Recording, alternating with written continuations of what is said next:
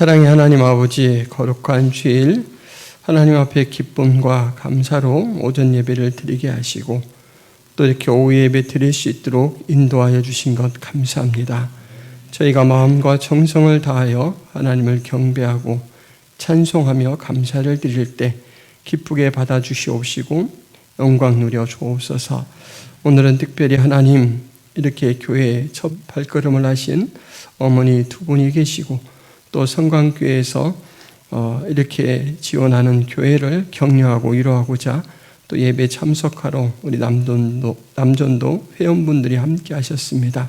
한 영으로 교통하시는 하나님께서 또 성령과 말씀의 은혜를 공급하여 주셔서 예배하는 가운데 하나가 되게 하여 주옵시고 서로를 보며 기도에 또 제목들을 마음에 품고 돌아갈 수 있도록 도와주옵소서. 오늘 말씀을 통하여 하나님의 은혜를 함께 나눌 때 저희의 귀를 여시고 겸손한 자세로 그 말씀을 들을 수 있도록 인도하여 주옵소서. 예수님의 이름으로 기도하옵나이다. 아멘.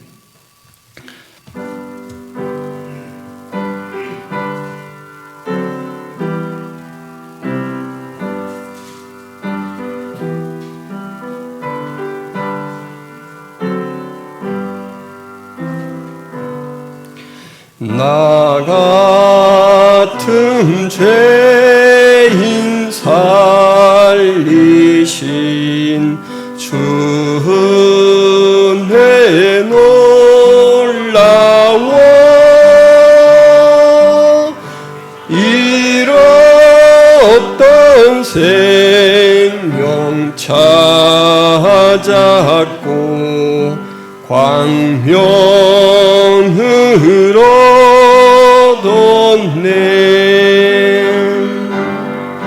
큰 죄악에서 건지신 주 은혜 고마워 나 처음 믿음 그 시간 귀하고 귀하다 이제껏 내가 산 것도 주님의 은혜라 또 나를 장차 본향해 인도해 주시리 거기서 우리 영원히 주님의 은혜로 해처럼 밝게 살면서 주 찬양하리라.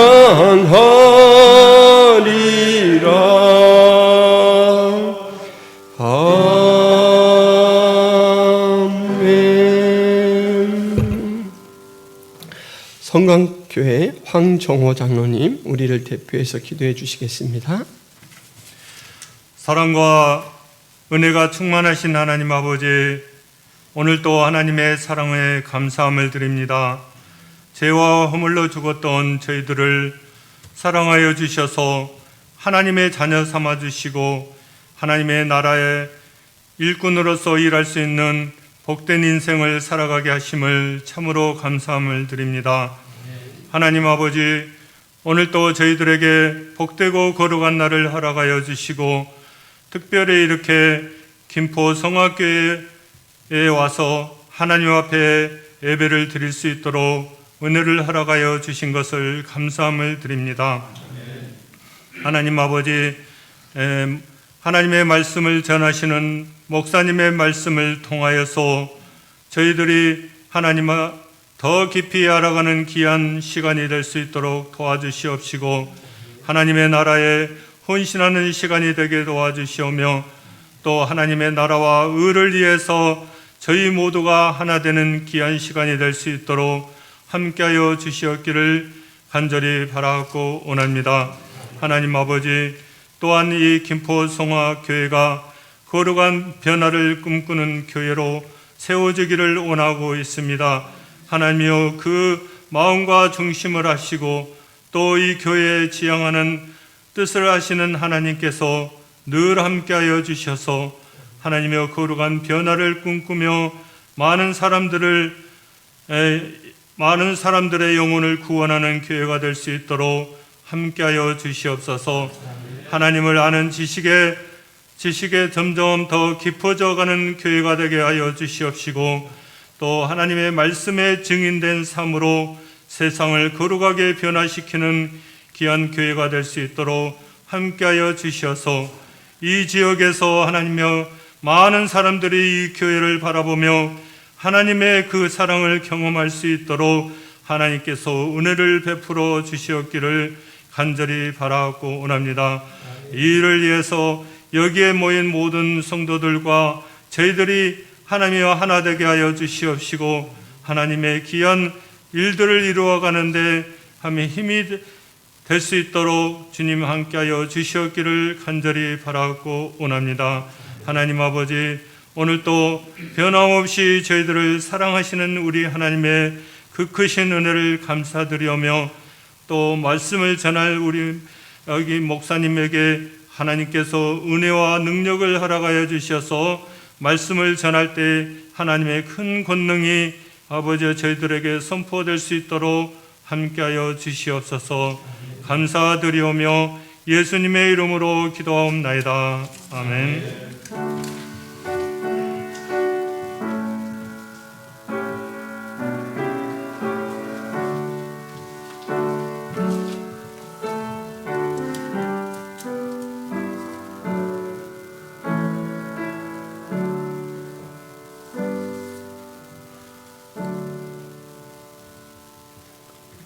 요한복음 3장 3절 말씀입니다. 예수께서 대답하여 이르시되 진실로 진실로 내게 이르노니 사람이 거듭나지 아니하면 하나님의 나라를 볼 수 없느니라. 아멘. 우리 성광교회에서 나오셔서 함께 특송해 주시겠습니다.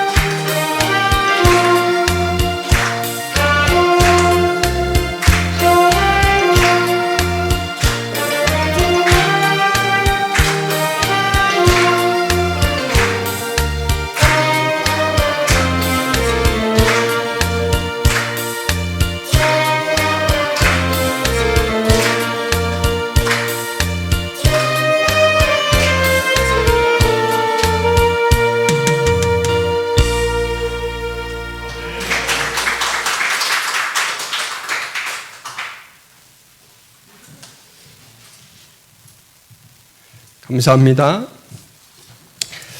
우리 교회에서 제일 아쉬운 게 찬양인데 이렇게 또 성관교회 오셔서 찬양을 아주 은혜롭게 해주셔서 감사합니다. 그 김정태 목사님하고는 제가 오랫동안 같이 화성교회 사역을 했고요. 유성광 목사님이 또 동기라 제가 예전부터 좀 성관교회를 잘 알고 있습니다.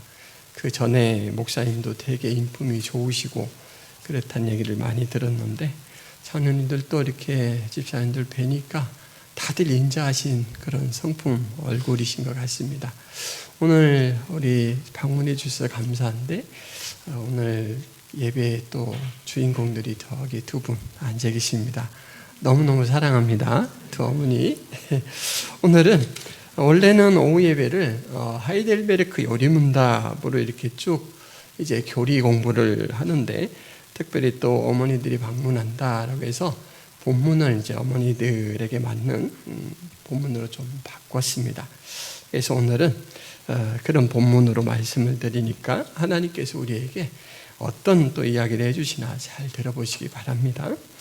오늘 한 절 말씀 예수께서 대답하여 이르시되 진실로 진실로 내게 이르노니 사람이 거듭나지 않으면 하나님의 나라를 볼 수 없느니라. 여기서 거듭난다라는 말이 좀 생소하고 나라를 본다라는 것은 그냥 이렇게 눈으로 이렇게 바라본다 그런 의미가 아니고 그 나라를 얻는다, 들어간다라는 그런 의미가 있습니다. 그러니까 하나님 나라에 들어가려면 거듭나야 된다. 거듭남이 조건이다. 그 얘기를 하십니다. 그래서 그 생각을 좀 이렇게 머릿속에 담고 이제 말씀을 들으면 좋을 것 같습니다. 사람은 늘 생각하며 삽니다. 사람이 얼마나 생각을 많이 하냐면 여러분 먹는 일 하나만 예로 들어볼까요? 먹기 전에 뭘 먹을까? 어디 가서 먹을까? 얼마짜리 먹을까? 누구하고 먹을까? 이런 생각이 자기도 모르게 이렇게 떠올라요. 그래서 그 생각이 지나간지도 모르고 이렇게 지나가요. 먹을 때는 어떻습니까? 이거는 먹어본 적이 없는 되게 맛있는 맛인데 이것을 만드신 분은 도대체 어느 지방 출신이지? 그게 막 궁금해요. 이것도 입 밖에 안 내니까 자기가 그렇게 생각하는 줄도 몰라요. 먹고 나서는 또 어떡하죠? 너무 많이 먹었나? 소화는 잘 될까? 사람은 생각하는 것이 특징입니다. 생각하는 능력을 하나님께서 사람에게 특별히 주셨어요. 그래서 어떤 사람은 생각하는 동물이다 이렇게까지 이야기를 하죠. 이렇게 많은 생각을 하고 사는 사람이 일평생 살아가면서 가장 많이 생각하는 내용은 뭘까요? 혹시 짐작하십니까? 사람이 일평생 가장 많이 생각하는 주제 죽음입니다. 죽음. 왜 그러죠? 죽음은 우리가 그 정체를 잘 알 수가 없습니다. 죽음은 모호해요. 죽음이 뭐야? 그럼 죽음은 이것이다. 이렇게 아주 그냥 똑부러지게 말할 수 있는 사람이 몇이나 될까요? 그리고 죽음은 모호해서 잘 알지도 못하지만 두렵습니다. 여기서 죽음이 두렵지 않은 사람 손 들어보세요. 한번 손 들어보세요. 저만 들었네요. 다 두렵습니다. 죽음은. 죽음은 두려워요. 그리고 죽음은 꺼려져요. 가족 중에 또 이렇게 친척 중에 누가 돌아가시기라도 하면 그 분위기가 이렇게 쑥 가라앉죠. 그래서 죽음은 두렵고 꺼려지고 왠지 모르게 좀 어색합니다. 사람들이 이렇게 죽음을 싫어하면서 계속해서 죽음을 생각하는 이유가 뭘까요? 그거는 누구에게나 죽음은 찾아오기 때문입니다. 나는 두렵고 꺼려진다고 해서 늦춰지지가 않아요. 그래서 죽음은 생각을 안 할래 안 할 수가 없어요. 옆집에 누가 돌아가셨다 그러면 그때 또 죽음을 생각해요. 저희 아버지는 한 6년 전에 소천하셨는데 한참 매해가 이제 그 명절 때 가서 들어보면 아버지가 자기 그 동창, 아버지는 초등학교밖에 안 나오셨거든요. 그래서 동창생이라고는 초등학교 동창밖에 없어요. 많지 않죠. 그런데 그 초등학교 동창이 한 해가 가면 계속 돌아가시는 거예요. 그래서 몇 명 남았다 이렇게 이야기하면서 이제는 내 차례가 온 것 같다 이렇게 얘기를 또 하셔요. 그래서 평생 그 두려움을 안 보이시던 아버지가 이렇게 죽음을 두려워하고 계시구나, 그걸 깨닫게 됐는데, 죽음은 살아가면서 사람들이 늘 묵상할 수밖에 없는 주제인데, 러시아 출신의 아주 유명한 작가가 있습니다. 톨스토이라는 사람이 있는데, 이 사람은 평생 죽음이라는 주제를 마음을 쏟았고 작품들에 그 다양한 죽음의 묘사들을 이렇게 했습니다. 그런가 하면 우리나라에서 죽음에 대해서 유명한 사람은, 여러분, 삼성의 창업주가 누구시죠? 고 이병철 회장이잖아요. 근데 이 고 이병철 회장님이 말년에 폐암으로 사망을 했습니다. 근데 폐암을 앓고 있는 동안 이제 소천하시기 한 달 전쯤에 어느 신부에게 편지를 하나 보냈어요. 내가 이러이러한 것들이 참 궁금합니다. 그래서 질문을 보냈는데 질문이 24개예요. 그런데 그 질문의 내용은 한 3가지로 요약이 됩니다. 과연 신은 누구냐? 신이 있느냐? 이제 이런 내용. 그리고 또 하나는 바로 죽음입니다. 죽음. 또 하나는 죄입니다. 그래서 이 죽음과 죄와 신에 대해서 궁금증을 가지고 24개나 되는 질문을 써서 보냈는데, 안타깝게도 건강이 악화돼서 이분이 이제 질문에 답을 해가지고 만나기를 기다리는 이분을 만나지 못하고 소천하셨어요. 만나기로 했는데 건강이 악화돼서 연기가 됐다가 끝내는 회복되지 못하고 소천하셨어요. 참 모호하고 두렵고 꺼려지는 죽음. 일평생 정말 자갈밭에서 막 기업을 일굴 정도의 그러한 불굴의 정신으로 그렇게 일했던 이병철 회장도 끝내는 죽음에 대해서 궁금해하고 두려워하다가 세상을 떠났습니다. 여러분은 죽음이 왜 우리에게 찾아오는지 아십니까? 죽음이 왜 우리에게 오죠? 늙으니까 오죠? 이렇게 대답하시면, 제가 그게 답이면 문제를 안 나겠죠.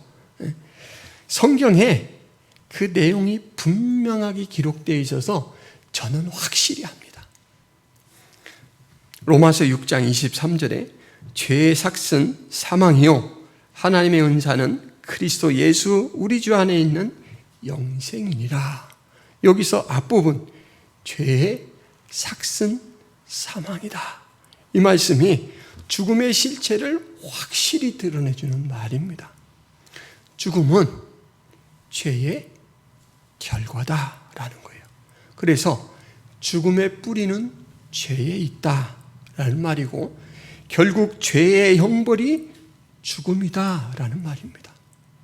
이제 여러분 어디 가서 누구에게 죽음이 뭐냐 질문을 받으면 대답하실 수 있겠죠? 죽음은 죄로 말미암아 온 것이다. 죄의 형벌이다. 이 세상 사람들이 다 죽었어요. 그러니까 이 세상에 죄가 없는 사람은 없다라는 얘기죠. 성경은 바로 거기에서부터 이야기를 시작합니다. 세상 모든 사람이 죄인이다. 죄를 지은 사람은 누구나 죽는다라는 것에서 이제 시작을 하는데, 여러분 제가 놀라운 비밀을 알려드렸죠. 죽음의 실체에 대해서 알려드렸습니다. 죄의 뿌리가 있고 형벌이다라는 사실을 알려드렸습니다. 옳았구나. 이제 죄는 내 손에 잡혔다. 여러분 그럼 두려움이 없습니까? 알았으니까 두려움이 없나요? 꺼려지지 않나요? 여전히 두렵고 꺼려집니다. 왜냐하면 알았지만 이 죽음을 아직 해결하지 못했어요. 자, 지금부터는 이 죽음에 대해 해결하는 방법에 대해서 말씀드리겠습니다. 오늘 한 절밖에 안 읽었는데 너무 길어서 어르신들이 힘들까 봐 한 절밖에 안 읽어드렸는데, 이 배경은 이렇습니다. 예수님께서 기적도 행하시고 많은 가르침을 주시면서 이 동네 저 동네 이제 옮겨 다니면서 하나님 나라에 전하고 있었어요. 하나님 나라에 대해서.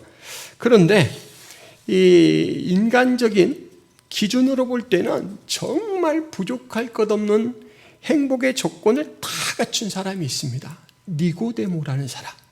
이 사람은 성경에 몇 가지를 기술했는데, 첫째는 유대인의 지도자다. 유대인의 그 이야기는 민족 전체를 부르는 말입니다. 그 민족 전체를 이끄는 지도자다라는 말이 있고, 그의 신분에 대해서는 두 가지를 말합니다. 바리새인, 사내들인 공회 의원. 거기가 어떤 곳인지는 잘 몰라요. 그런데 제가 알아듣기 쉽게 말씀드리겠습니다. 바리새인은 이 유대 땅에 단 6,000명밖에 없습니다. 그러니까 6,000명 속에 들어가는 1인이에요. 엄청난 이 구별된 지위를 가진 사람이죠. 그리고 사내들인 공회 의원은 70명밖에 없습니다. 6,000명 안에 드는 것도 대단한데 70명 안에 들어요. 그에게 예수님 뭐라고 말했냐면 너는 이스라엘 선생이지 않느냐 라고 말했어요. 지도자인데 어느 정도 지도급이냐면 가르치는 사람이에요. 가르치는 사람. 모든 존경을 한 몸에 받고 있고, 여러분 이 사람은 돈이 없어도 돈이 필요하면 막 돈을 가진 사람이 도울 거예요. 안 그렇겠습니까? 당신이 한다면 제가 얼마든지 후원하겠습니다. 이렇게 나설 거예요. 그래서 인간적인 조건으로는 정말 남부를 곳이 없는 이 사람이 밤에 예수님을 찾아옵니다. 밤에 찾아오는 이유는 자기가 6,000명 안에 들고 70명 안에 드는 사람이라 혹시나 그 무리에서 이렇게 좀 거기 간 이유 때문에 좀 불이익을 당할까 봐 밤에 몰래 왔습니다. 그리고는 예수님에게 랍비여, 우리가 당신은 하나님께로부터 오신 선생인 줄 아나이다. 선생님, 그 말이 랍비여 그 말입니다. 하나님께로부터 온 것을 우리가 다 압니다. 그래서 찾아온 거예요. 그래서 이런 조건을 가지고 있지만 이 니고데모도 죽음의 실체를 잘 몰라요. 죽음을 해결할 능력이 없어요. 그래서 삶이 공허했습니다. 남들은 부러워하는 조건을 다 갖추고 있지만, 여러분 겉바속촉 아세요? 튀김, 겉은 바삭하고 속은 촉촉해야 맛있잖아요. 잘 안 통하십니다. 근데 니고데모는 겉, 외, 속, 비예요.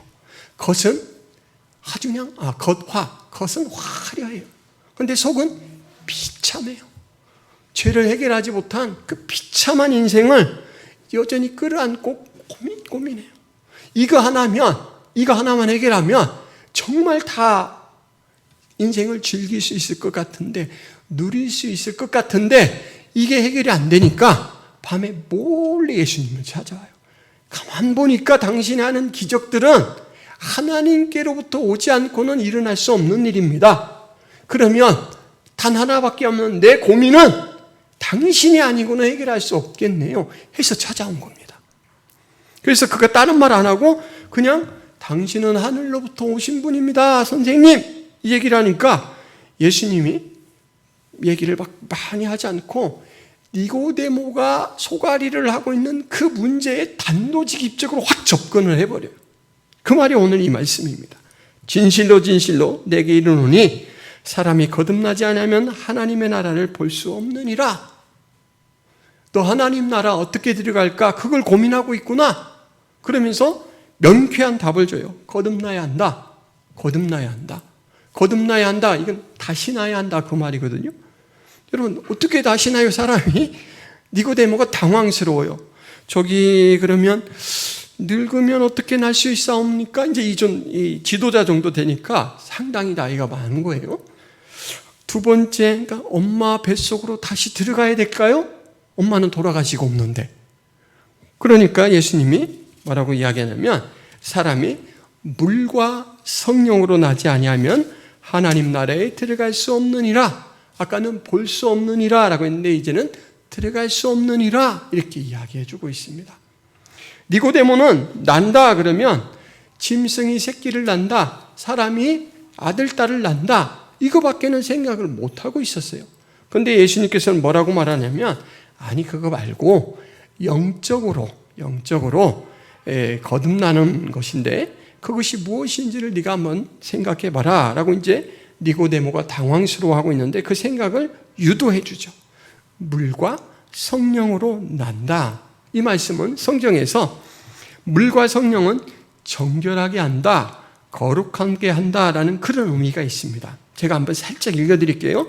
민수기 8장 7절 말씀에 보면 너는 이같이 하여 그들을 정결하게 하되 곧 속죄의 물을 그들에게 뿌리고 그들에게 그들의 전신을 삭도로 밀게 하고 그 의복을 빨게 하여 몸을 정결하게 하고.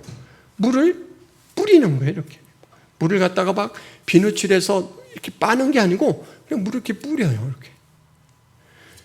무슨 이야기냐면 물의 성질 때문에 깨끗해지는 건 아니에요. 물을 이렇게 몇 방울 이렇게 닿는데, 이야기는 의식적인 겁니다. 하나님께서 그렇게 행했을 때 제사와 의식이 합쳐져서 제의라는 말인데, 그 제의적으로 하나님 앞에 나올 수 있도록 깨끗하게 된 사람으로 여기겠다, 받아들이겠다, 통과시키겠다, 자격을 주겠다, 이렇게 약속한 대로 믿어주시는 거예요. 그래서 시체를 만진 사람은 7일 동안 부정한데, 그때 뭘로 쉬냐면 잿물이라고, 이렇게 이제 하나님 앞에 드리는 번제물을 태운 그 제단에서 떨어진 그 짐승 막 이렇게 기름 덩어리가 섞여 있는 그 잿물을 갖다가 물에 섞어서 그걸로 이렇게 씻어요. 그걸로 이렇게 씻으면 여러분 오히려 더러워지지 않겠어요? 그죠? 근데 더러워지는데 영적 의미, 제의적 의미로는 그걸로 씻어야 정결하게 된다라는 것을 하나님이 정하셨고 그렇게 받아들이겠다, 이렇게 이야기하는 거예요. 그러니까 지금 물과 성령으로 난다, 거듭난다, 그 얘기는 하나님이 정하신 방법으로 깨끗해져야 하늘나라에 갈 수 있다, 그 말입니다. 깨끗해져야, 이 말이에요. 죄인이 의롭게 되어야 하나님 나라에 갈 수 있다라는 말입니다. 제2에 사용되었던 도구나 물질, 그 성질 때문에 깨끗해지는 게 아니고 하나님께서 깨끗하게 여기시겠다라는 말씀 때문에 회복되는 것입니다. 베드로전서 1장 18절 19절 말씀에 보면 이 물과 성령이 예수님과 연관된 것이 분명히 드러납니다. 너희가 알거니와 너희 조상이 물려준 헛된 행실에서 대속함을 받은 것은 은이나 금같이 없어질 것으로 된 것이 아니요 오직 흠없고 점없는 어린 양 같은 그리스도의 보배로운 피로 된 것이니라. 대속함이란 말은 내 대신 값을 치러서, 다른 대상이 값을 치러서 내 죄가 없어지는 걸 말합니다. 근데 그렇게 된 것은 은같이 비싸고 좋은 그런 물질 때문이 아니고 바로 하나님이 정해놓으신 어린 양 같은 예수님의 보배로운 피, 그 피 때문에 된 것이다 라고 이야기해요. 그러니까 죄는 예수님의 피 말고는 씻어낼 수가 없습니다. 예수님의 피가 닿지 않은 사람은 아무리 겉에 아무리 예쁘고 저처럼 잘생기고 하더라도 속은 뭐라고요? 속은 비참하게 그지없습니다. 그래서 어떤 목사님은 이런 인생을 뭐라고 이야기하냐면 산송장에 예쁘게 화장을 해놨다 이야기해요. 영적으로는 이미 죽은 산송장입니다. 가망이 없어요. 그런데 이 세상에 껍데기로 살아가는 동안 자기가 가진 금원으로 치장을 하고 돈으로 치장을 해서 겉은 보기 좋아요. 겉은 니고데모처럼 그런 인생이다라는 거예요. 여러분, 이런 인생은 죽음을 해결했나요? 못했나요? 이런 인생, 산송장에 분칠을 해놓은 것 같은 이런 인생은 죽음을 해결하지 못했습니다. 여러분, 저는 오늘 여러분들에게 담대하게 묻습니다. 여러분은 죽음이 준비되었나요? 진정 죽음이 준비되었나요? 죽음이 준비되었다는 얘기는 더 이상 이 죽음이 두렵지 않은 거예요. 죽음이 꺼려지지 않는 거예요. 제가 어르신들 앞에서 당돌하게 괘씸하게 이렇게 얘기한다, 속상할 수 있을지 모르지만 더는 준비된 죽음을 이야기하고 싶어서 이 얘기를 꺼낸 거예요. 저희 둘째 형수님이 대장암에 걸려서 용인 호스피스에서 암이 발발한 지 1년여 만에 돌아가셨어요. 그때는 제가 차가 없어서 용인 호스피스에 이렇게 갈 수가 없어서 그 호스피스에 입원한 이후로는 제가 가뵙지를 못했어요. 근데 제가 기술이 하나 있습니다. 어떤 기술이냐면 사람 몸을 잘 풀어줘요. 그 경락 마사지라는 걸 배워가지고 사람이 피곤할 때 이렇게 좀 혈자리 있죠? 거기 이렇게 잘 눌러주면 짧은 시간 안에 되게 피로감이 덜하고 건강함을 느껴요. 이 형수님이 이제 암으로 자꾸 몸이 이렇게 쪼그라들면서 막 아프고 하니까 어느 때든지 저를 막 불러요. 그러면은 먼 길이지만 제가 택시 타고 가서 형수님에게 주물러 드리고 했어요. 도련님은 시원한데 형님은 우악스러워요. 이렇게 형님이 잘못한다고 일러줘요. 형님은 막 이 힘 조절을 못해, 안 배워서. 근데 저는 딱 사람을 만져보면 근육 이 밀도나 이거에 따라서 힘 조절이 돼요. 그러니까 누구라도 안 아프고 시원하게 해드릴 수 있어요. 형수님에게 제가 그렇게 해드렸는데 우리 형수님이 예수님을 영접했습니다. 그래서 형수님이 죽음이 준비된 상태로 샘물 호스피스에 가셨어요. 이 샘물 호스피스는 원장님이 원주의 목사님이라고 약사이면서 목사님이셔요. 그래서 이분은 매 저녁마다 한 사람 한 사람 붙들고 죽음이 준비되었는지 점검을 해줍니다. 당신 지금 너무너무 아파서 여기 입원해 있지 않습니까? 당신을 치료하는 게 아니라 당신의 통증을 좀 감하려고 제가 약 처방을 해드리는데 오늘 밤 자다가도 돌아가실 수 있습니다. 혹시나 보고 싶은 가족 있으면 지금 불러드리겠습니다. 그 야밤에 연락을 해서 딸이 보고 싶다면 딸이 달려와요. 왜냐하면 이분에게는 이게 마지막이니까. 그렇게 하고 죽은 이후에는 어떻게 될 거라고 생각하십니까? 두렵지 않으십니까? 해서 다 점검을 해요.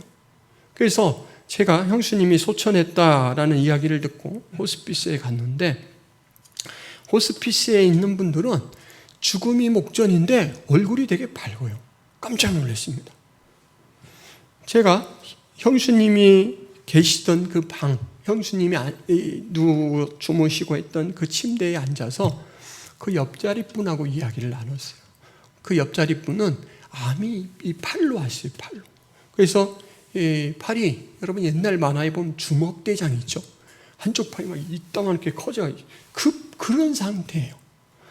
그런데 이분도 죽음이 준비되어 있어서 저랑 막 웃고 떠들면서 재밌게 이야기를 나눠요.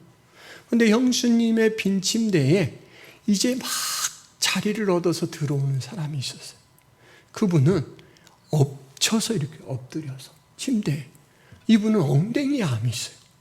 그래가지고 엉덩이를 앉지를 못하니까 이렇게 오는데 아무리 봐도 건강미가 넘치는 저하고 그리고 이제 암이 온 팔에 퍼져서 곧 돌아가실 것 같은 이분하고 너무 서스럼 없이 막 대화하면서 웃으니까 저를 한번 바라보고 이분 한번 바라보고 저를 한번 바라보고 이분 한번 그 짧은 시간에 막 이러고 계셔요. 이러고 이해가 안 된다는 거죠.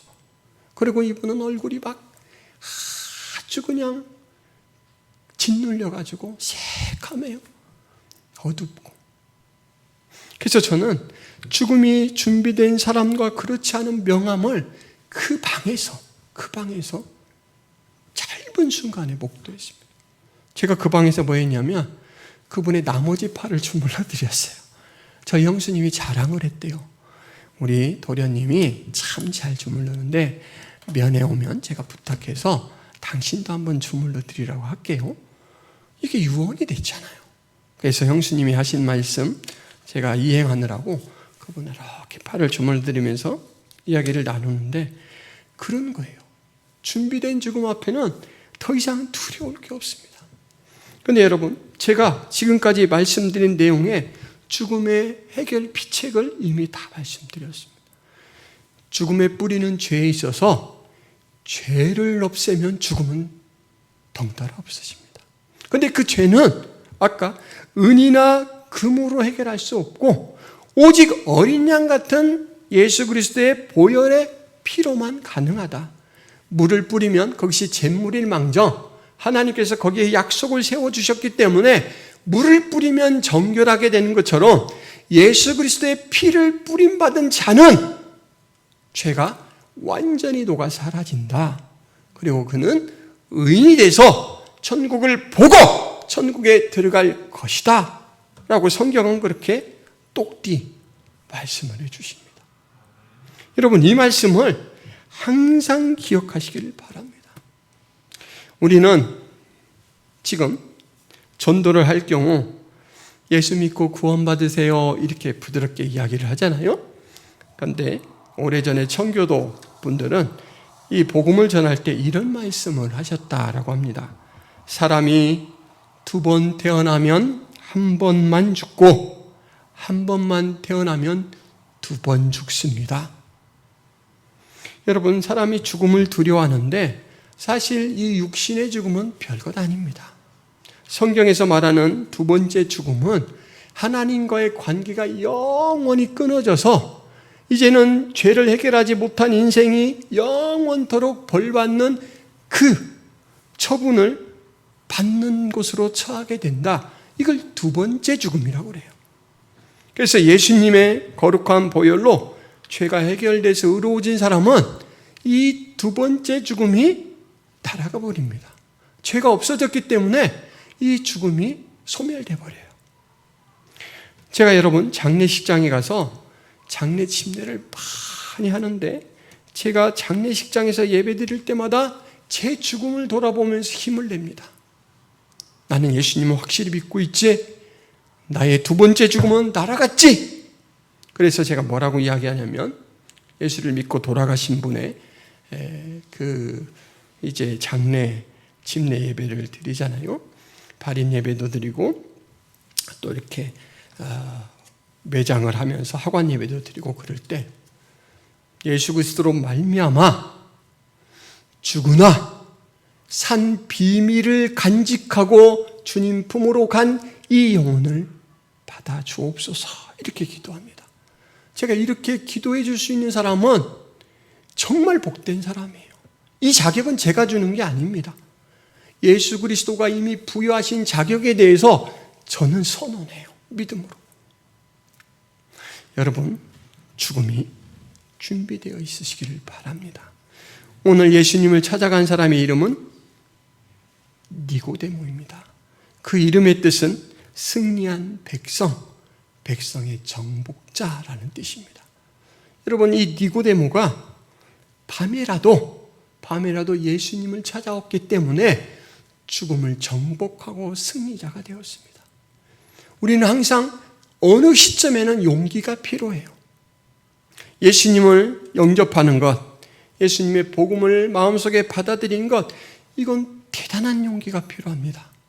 그런데 이것은 우리가 받는 데는 대단한 용기지만 하나님이 그것을 주실 때는 더 대단한 희생이 이미 전제되었다라는 그 사실을 기억하기 바랍니다. 인생의 모든 일이 하나님의 섭리 가운데 이루어진다라는 것을 믿으면 여러분, 복음에 대해서 한마디라도 듣게 된 건 하나님의 은혜입니다. 전도자를 만나게 되는 것도 하나님의 은혜고 예배에 초청을 받는 것도 하나님의 은혜고 말씀을 들을 수 있는 것도 하나님이 예비하시는 은혜입니다. 서양에서 개선장군, 이제 전쟁에 이기고 돌아오는 개선장군에게 노예가 쫓아오면서 계속 외치는 말이 있다라고요. 여러분 혹시 들으신 기억이 있으신가요? 메멘토 모리라는 말입니다. 메멘토 모리. 이 말은 라틴어로 죽음을 기억하라, 죽음을 기억하라. 여러분 개선장군이면 얼마나 지금 막 영광스러워요. 그냥 전쟁에 지면 우리나라가 위기에 빠지고 위태로울 텐데 승리를 했기 때문에 이제 막 막대한 전리품을 다 끌고 와요. 이 개선식이 끝나고 나면 지위가 얼마나 높아질지 몰라요. 그래서 어깨는 막 이렇게 뚝 벌어지고, 그죠? 고개는 막 이렇게 되겠죠? 근데 뒤에서 노예가 죽음을 기억하십시오, 주인님. 지금 개선장군으로 입성한다고 우쭐대지 마십시오. 헛된 인생입니다. 당신도 늙습니다. 당신에게도 죽음은 찾아옵니다. 이걸 자꾸 일깨워 주는 거예요. 여러분, 오늘 저는 이 말씀을 합니다. 한번 태어나면 반드시 두 번 죽습니다. 그러나 이 땅 가운데 예수님을 영접해서 관계적으로 두 번 태어나면 우리는 과정적인 죽음, 육신만 땅에 묻혔다가 예수님께서 부활하실 때 다시금 부활의 영광을 입고 살아날 것입니다. 이것이 하나님께서 온 천하보다 귀하게 여기는 나에게 주는 선물입니다. 우리 모두가 그런 선물을 받으시기를 바라고 그런 준비된 죽음 상태에서 인생을 사시기를 바랍니다. 사도행전 4장 12절에 다른 이로서는 구원을 받을 수 없나니 천하 사람 중에 구원을 받을 만한 다른 이름을 우리에게 주신 일이 없음이라 하였더라. 길은 오직 하나입니다. 예수 그리스도. 기도하겠습니다. 하나님 아버지, 오늘 사도행전 말씀과 요한복음 말씀을 통해서 우리에게 늘 낯설고 두렵고 꺼려지는 죽음이 어떻게 해결되는가, 예수 그리스도 보혈 안에서 죽음이 얼마나 무력한가에 대해서 하나님 살펴보았습니다. 이 능력과 이 사랑과 이 은혜를 공급해 주신 하나님을 찬양합니다. 날마다 그 믿음으로 굳세게 살아갈 수 있도록 도와주옵소서. 하나님, 아직 이 생명의 빛에 비춤을 받지 못한 분이 계신다면 우리 하나님께서 그 마음을 여시고 부드러운 사랑으로 이 선물을 공급하여 주옵소서. 기쁨으로 받을 수 있는 은혜가 있게 하여 주옵소서. 사망아, 너의 쏘는 것이 무엇이냐? 라고 담대하게 죽음을 꾸짖을 수 있는 그러한 모습으로 이 세상을 살게 하여 주옵소서. 예수 그리스도의 이름으로 기도하옵나이다. 아멘.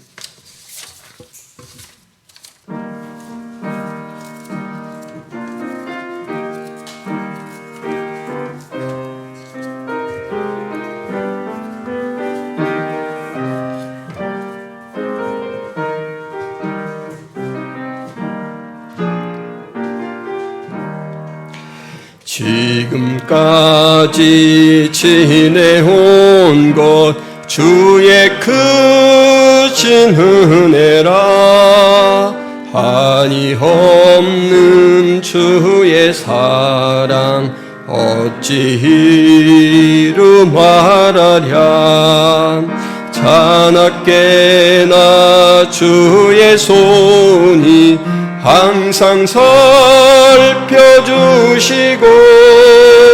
모든 일을 주 안에서 형통하게 하시네. 몸도 맘도 연약 세임받아 살았네. 물 붓듯이 부으시는 주의 은혜 족하다. 사랑 없는 거리에나 험한 선길에 맬 때 주의 손을 굳게 잡고 찬송하며 가리라. 주님 다시 배올 날이 날로 다가와 무거운 짐 주께 맡겨 벗을 날도 멀잖네. 나를 위해 예비하신 고향 집에 돌아가 아버지의 품 안에서 영원토록 살리라. 이제는 예수 그리스도의 은혜와 하나님 아버지의 지극하신 사랑과 성령 하나님의 감화 감동의 역사가 김포 성화교회 모든 성도들 머리 위에 하나님 백성의 머리 위에 이제부터 영원토록 함께 있을지어다. 아멘.